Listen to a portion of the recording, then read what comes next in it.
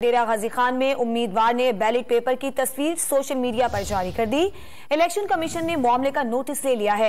Election commission ने DRO और RRO को फौरी कार्रवाई की हिदायत कर दी है। तर्जुमान के मुताबिक कोई भी वोटर पोलिंग स्टेशन में मोबाइल फोन लेकर नहीं जा सकता। इलेक्शन कमीशन ने इंतजामिया को हिदायत पर सख्ती से अमल दरामद कराने की तलकीन की है। डेरा गाजी खान में उम्मीदवार ने बैलेट पेपर की तस्वीर सोशल मीडिया पर जारी कर दी। इलेक्शन कमीशन ने मामले का नोटिस ले लिया है।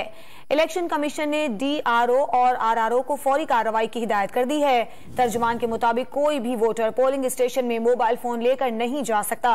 इलेक्शन कमीशन ने इंतजामिया को हिदायत पर सख्ती से अमल दरामद कराने की तलकीन की है।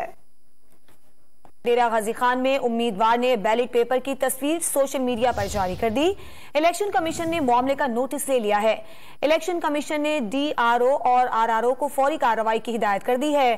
तर्जुमान के मुताबिक कोई भी वोटर पोलिंग स्टेशन में मोबाइल फोन लेकर नहीं जा सकता। इलेक्शन कमीशन ने इंतजामिया को हिदायत पर सख्ती से अमल दरामद कराने की तलकीन की है।